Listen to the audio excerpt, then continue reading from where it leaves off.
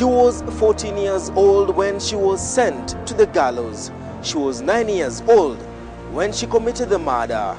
Rose Chebet versus the Republic. This is Case Files. Venye huyo msichana alinigonga, afadhali hata ningetoka na niende tu town. Nikazurure tu na huko hivi. Kushinda nimuue. Knitting away our thoughts is 22-year-old Rose Chebet. She was arrested when she was 9 years old for a crime that as an ordinary girl, her age, she could not have committed. A crime she's now paying for. Looking back, Rose says she was only 9 when her parents sold her to a potential client as a house help. Kuna mama mwingine alikuja. Akaambia mama yangu anataka niende nimchungie mtoto. Alafu akipata msichana mwingine wa kazi atanirudisha nyumbani. Chebet was to join a family of 4 children. Among the 4 was a girl, Lydia Chepchumba. At the age of 9, she was an employee of Evelyn Rono, a teacher at a special school in the small village of Chipterat in Onsarigo district. For 2 months, Rose Chebet perfected her skills as a house help, balancing her time carrying out her routine household chores and taking care of young Robert, Duncan, Isaac, and the only girl in the small family of the Ronos, Lydia Rono. Naamka tu asubuhi kama saa 12 hivi. Napika chai, tunakunywa chai, alafu watoto wanaenda shule, nafua nguo, natengeneza nyumba. All was well in the family until 2 months later, when Chebet, who was now 10 years old, asked her employer that she wanted to return home to rejoin her parents. Tunakaa kama usiku hivi. Kuna mawe zinarushwa kwa mabati. Ukiambia huyo mama, anasema ati yeye ajui vitu kama hizo. Na anasikia hizo mawe zikirushwa, zinarushwa kama changarawe zinarushwa kwa mabati. Ukitoka nje, auoni kitu. Nikaambia huyo mama anirudishe kwetu. Huyo mama akasema hapana, hawezi nirudisha kwetu kama hajapata msichana mwingine wa kazi. Returning home was not the only problem weighing on the mind of the young Chebet. Lydia Rono, the only girl in the Rono family, was a constant nagging presence in Cherono's life. Kaka mwezi mwingine moja, huyo msichana ananichokoza tu. Nikiambia mamake anakataa, anasema hapana, msichana wake achokozagi mtu. According to Chebet, the young Lydia was her best friend, but at times she could provoke her to anger. On the morning of the 23rd of June 1999, Rose Chebet says all was normal until the 7-year-old Lydia provoked her. Akaamka tu na mimi. Yaani hataki kuniona huyo msichana. Na nikiambia mamake anakataa, anasema hapana, ati msichana wake hakuna kitu anafanyaga. Akaenda jikoni, akachukua chuma ya moto, akanigonga naye kwa mguu. Minutes later, Chebet says she did the most unthinkable thing. She did the most unexpected thing. Her intention was to inflict pain on the young Lydia. Her intention was not to end her life. Kuangalia hivi nikapata kamba ilikuwa hapo nje, nikavuruta nikamfanya hivi kwa shingo. Ndiye akaanguka. Nikaivuruta hivi mara 3. Ndiye akaanguka chini. Mimi nikamwacha hapo na nikarudi jikoni, nikakaa hapo. Kukuja kumuita nje nikaona haitiki.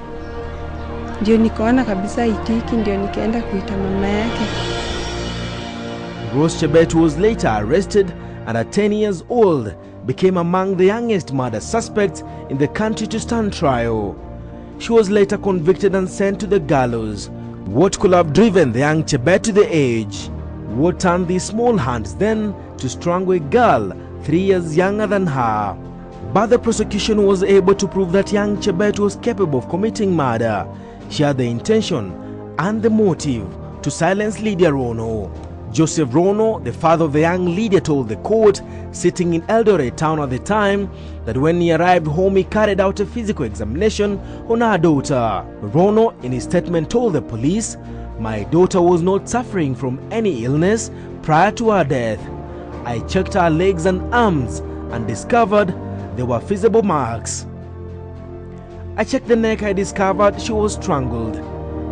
It It was later to emerge that after the killing, the young Chebet carried the 7-year-old and placed her in bed and covered her with a blanket. It was hours later at 5 in the morning that the father discovered that the daughter had been strangled. It was then that it occurred to the family that the afternoon scuffle between the two was not an ordinary one. Fika kama saa 9 hivi tukaamushwa sisi watoto wote sasa kwa nyumba. Tukaulizwa ni nini ilikuwa. Mimi nikasema ni mimi nilifanya hivyo. Ni mimi nilifanya hivyo. Akaniuliza kwa nini sasa, nikamwambia alikuwa ananigonga na mimi nikakasirika. Ndiye akaita mapolisi, ndio polisi wakakuja wakanichukua sasa. Lydia's mother painted a picture of an angry 10-year-old girl who confronted her daughter that fateful day. According to Evelyn Chelagat, her 3 sons arrived home that afternoon and proceeded to herd cattle. While in the field, they heard Lydia screaming, and after a moment, the house help came to where they were. They asked her about the whereabouts of Lydia, to which she replied she had gone to the posho mill outside the compound. After that, they accompanied Cherono home. When inquiring about Lydia's whereabouts, the house help told them she was sleeping in the kitchen. The jury returned a verdict of manslaughter, which the trial judge, Lady Justice R. Nambunye, rejected. Before committing her to death, the Lady Justice said in part, from Rose Chebet's evidence, the child disturbed her and she took a string and strangled her. There was nobody around and the subject was older than the deceased, and so she had an opportunity to do what she did, and telling them the child had fallen sick was evidence of guilt conscience. Rose Chebet was committed to juvenile jail up until 2001, when she was committed to a civil jail. Rose Chebet is the only prisoner at Langata Women's Prison that is serving her term at the pleasure of the president. It will only take the president's consent to see her walk to freedom. For now, she is serving her term with the hope that the president will hear of her story. A sad twist of events where a child killed a fellow child.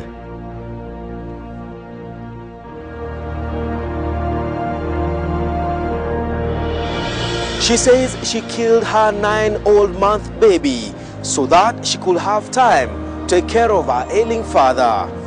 Find out why a mother could do this. Onsarigo for Case Files.